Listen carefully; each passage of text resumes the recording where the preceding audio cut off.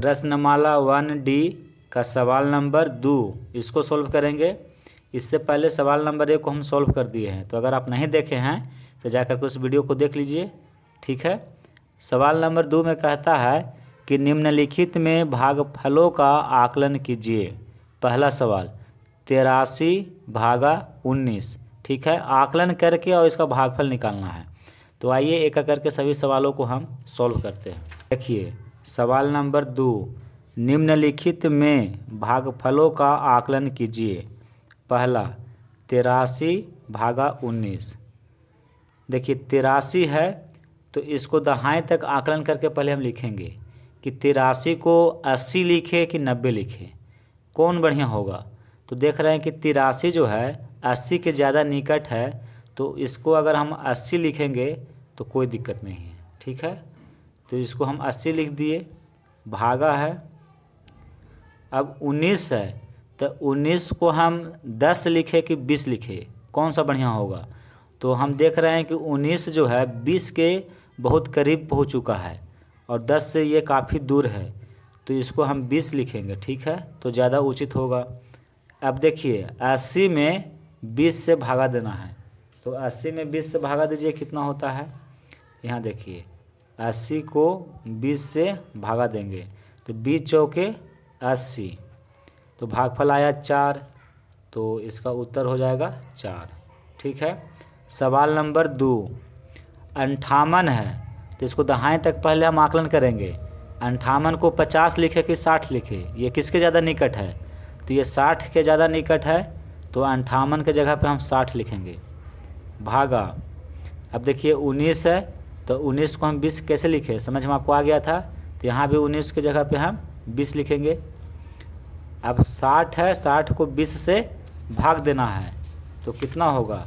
यहाँ देखिए 60 है और इसको 20 से भाग देना है, 1 शून्य से 1 शून्य कट जाएगा और 2 तिया 6 कट जाएगा, भागफल आएगा 3। तो ये आपका उत्तर हो गया। अब देखिए सवाल नंबर 3, अब यहाँ पे 149 है। ठीक है, आकलन करके हमको भागफल ज्ञात करना है। तो 149 को हम कितना लिखे तो बढ़िया होगा। तो 149 को हम मोटा मोटी 150 मान लेते हैं। ठीक है, भागा 27 है, 27 को 20 लिखे कि 30 लिखे, कौन सा ये बढ़िया होगा। तो 27 को अगर हम 30 लिखेंगे तो ज़्यादा बेटर होगा, क्योंकि 30 के ये ज़्यादा निकट है। ठीक है, अब 150 है और 30 से भाग देना है, तो कितना भागफल आएगा। देखिए 150 को 30 से भाग देंगे, 1 शून्य से 1 शून्य कट जाएगा और 3 पचे 15, यानी कि भागफल 5 आएगा। तो इसका उत्तर हो गया 5। ठीक है। अब देखिए सवाल नंबर 4, 1139 यानी कि 1139 है, तो इसको 1000 तक हम आकलन करते हैं कि ये 1000 के निकट है कि 2000 के निकट है। तो 1000 2000 इसके बीच में होता है 1500, और 1500 से भी ये संख्या कम है, यानी कि ये 1000 के ही निकट है। तो 1139 को हम आकलन करेंगे तो 1000 ही लिखेंगे। ठीक है, भागा। अब देखिए 458, ये 400 के ज़्यादा करीब है कि 500 के ज़्यादा करीब है। तो देखिए 400 और 500 के बीच में होता है 450, और 450 से भी ये ज़्यादा है, यानी कि इसको हम 500 लिखेंगे। ठीक है, 1000 है, इसको भागा देना है 500 से, तो भागफल कितना आएगा, 2 आएगा। यहाँ देखिए 1000 को जब हम 500 से भाग देंगे तो भागफल कितना आएगा, 1 शून्य से 1 शून्य कट गया, 1 शून्य से 1 शून्य कट गया, और 5 दूनी का 10, यानी कि भागफल 2 होगा। अब सवाल नंबर 5, 1169 है, यहाँ पे 1139 था, यहाँ पे 1169 था, तो इसको हम 1000 लिखे। इसको भी उसी तरह से 1000 तक जब इसको आकलन करेंगे तो ये भी 1000 के ही आसपास होगा, तो ये 1000 मान लिए इसको, भागा 4 है तो इसको 4 ही लिखे। अब 1000 है, इसको 4 से भाग देना है, तो कितना भागफल आएगा। देखिए 4 से भाग दीजिए 1000 को, 4 दूनी का 8, 10 में 8 घटा देंगे 2 बचेगा, ऊपर से एक शून्य उतर गया, 4 पचे 20 कट गया, ये शून्य है यहाँ पे चला गया, यानी कि 250।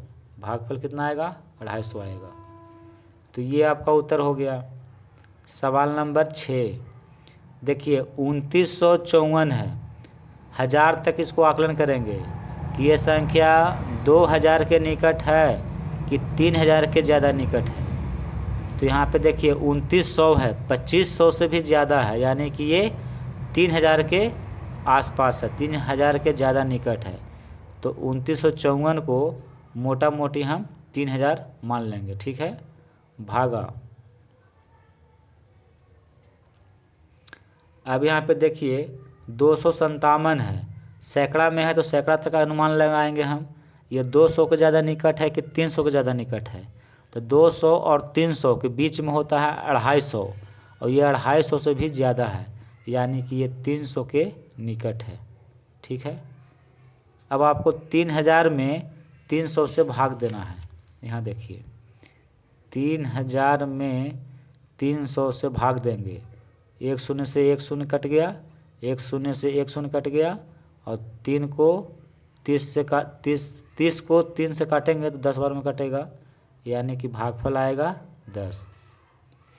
तो सवाल नंबर 2 में जितने भी सवाल दिए गए थे सभी को हम आकलन करके और भागफल ज्ञात कर दिए। ये सब आपका उत्तर हो गया।